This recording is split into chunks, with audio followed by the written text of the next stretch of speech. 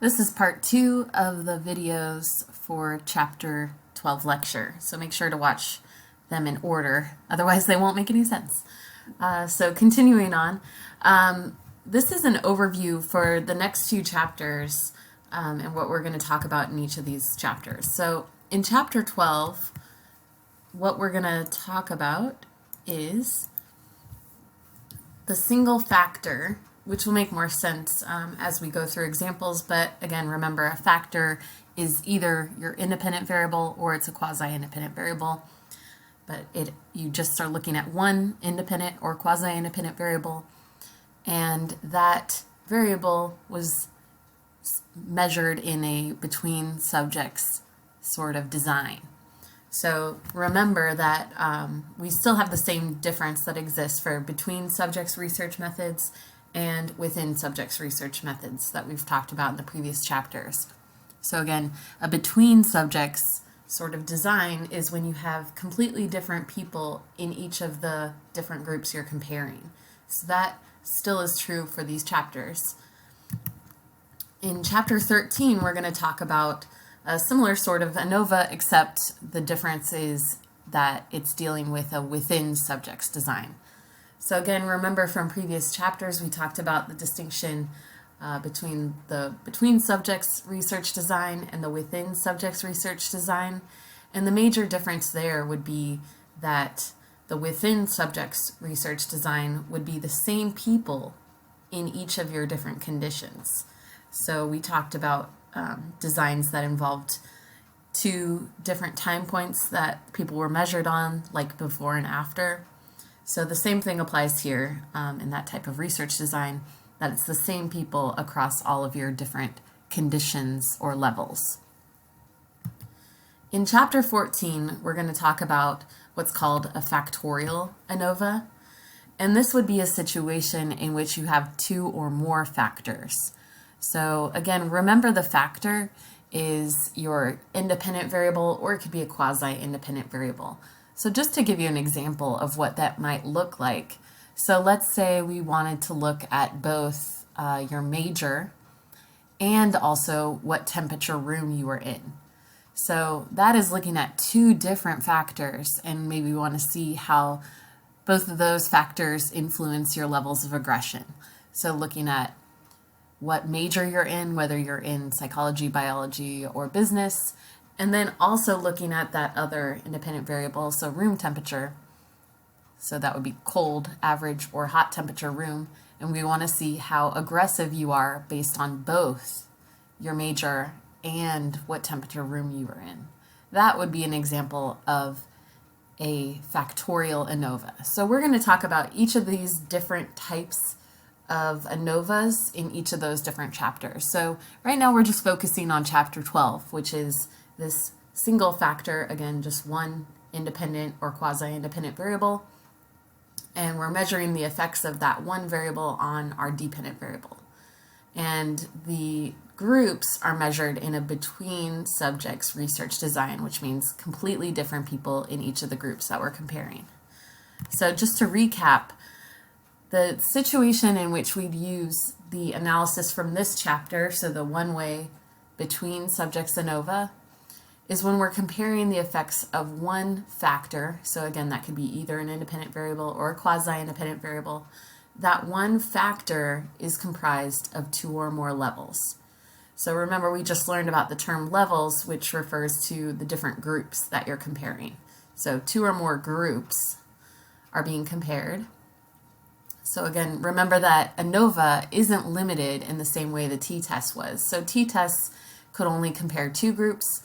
Now with ANOVA, we can compare 2 as well, but the more important thing is that we can compare more than 2 groups. So maybe we had 3 different groups we want to compare, so we can do that with an ANOVA. And again, in this chapter, we're dealing with a between subjects research design. I just talked about how the other chapters are going to deal with other types of research designs and also more factors. And the important thing also to remember is that we're still dealing with interval or ratio dependent variables here. So again, that would just be whatever our dependent variable is, whatever that outcome variable is we're interested in. it's essentially just measured with numbers. So that's the main distinction on an interval or ratio sort of measure, is that it's a measure of numbers. So if we're using a Likert type scale from 1 to 7, that would have people as having scores on numbers. So since it's number responses, that would be considered an interval or ratio dependent variable. So let's go through an example just to make these concepts a little bit clearer. So let's say that we want to go with this same example with a researcher who randomly assigns participants to be in a cold, average temperature, or hot room for 10 minutes, and then measures their levels of aggression using a 1 to 10 scale, 1 being not at all aggressive and then 10 being very aggressive. So they wanted to see how aggressive people were after being in the rooms of these varying temperatures. So just to point out the type of research that's happening here, remember to focus on that word randomly assigns. That word tells us that the researcher is manipulating that variable, which makes it a true independent variable. And that true independent variable is technically an ordinal scale of measurement, right? Because we know that cold rooms are lower temperature than average temperature rooms, which are lower temperature than hot rooms. So there is a set order to it. Either way, it's handled the same way if it's nominal or ordinal. But that independent variable is a true independent variable in this case. It's really manipulated by the researcher. And it has 3 levels. So those levels, again, would be cold, average temperature, and hot. And in this example, we also have one interval dV, so our dependent variable, the thing that we think will be affected by the room temperature, is the level of aggression. And we know that that is an interval type of scale because it has numbers as the actual score. So anytime your score is numbers, that would be either an interval or ratio scale of measurement. So in this case, we would use the between subjects ANOVA to examine the data from this research. So let's talk a little bit more about what is actually tested in ANOVA. So remember in the past 3 chapters, we talked about t-tests. So in those chapters, we talked about the t-test statistic, and we are no longer going to use the t-test in this chapter. So T, again, was limited to just comparing 2 groups. Then ANOVA can compare more than 2 groups. And so the calculations end up being fairly different from what they were in the t-test. So in this chapter, the test statistic we're going to use, instead of T, like we did in the last few chapters, we're going to use what's called the F ratio, or oftentimes I'll just call it F just for short. But F is going to be the main statistic that we're going to use in this chapter and the next 2 chapters to test our hypotheses. So when thinking about what F represents, it actually represents something similar to what T represented.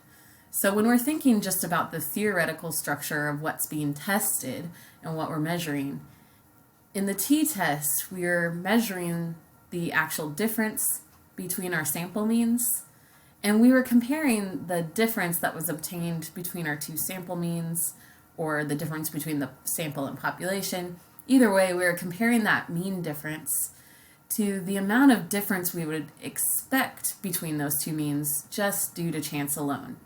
So remember, we've talked about in several chapters the idea of sampling error. Sampling error just refers to the idea that we should always expect some degree of differences in the means we get from different samples. So that's not a problem that different samples will have slightly different means. That's what we expect. So we're comparing the difference that we actually obtain to the difference that we would expect just due to sampling error alone. So the F ratio still measures something similar in theory. So what the F ratio looks at is it looks at the ratio of the variance or the differences between the different sample means or groups. So again, with the F ratio, we can look at more than just two sample means. So again, the T statistic was limited to just comparing two things. The F is going to be used to compare two or more different sample means to each other. So it changes a little bit of what we're actually measuring in that F is going to be a ratio of the variance between our different sample means, and it's still comparing it to the amount of variance or the amount of differences that we're expecting just due to chance alone. So the way that ANOVA does this comparison, this F ratio, is it divides the variability within your study, so the ways in which people are different on that variable you've measured, it divides that variability into two primary components. So the first component would be the between group variance, which looks at those differences between the different conditions that you've studied. So with the last example of a hot versus average temperature versus cold room, the between group variance would look at how each of those different rooms differ from each other. The within group variance looks at the differences within each individual level or condition. So just to make this a little bit clearer, I'm going to show a graphic on the next slide. But to explain what this within group variance is looking at, let's say it would look at how individuals in the cold room differ from each other. So again, to make this more graphic, here's a graphic that shows you what is being compared. So again, let's say we measured the aggression levels across these three different room conditions. So these are our data. So we had 4 participants in each of these different rooms. Those numbers represent their levels of aggression. So the between group variance would compare the people in the cold room to the people in the average room to the people in the hot room. So that's the between group variance compares the averages from each of these rooms to each other, versus the within group variance looks at how do people in the cold room differ from each other versus how do people in the average room differ from each other, and how do people in the hot room differ from each other. So it looks at that variability or those differences just within each of those groups. So comparing people in the hot room just to each other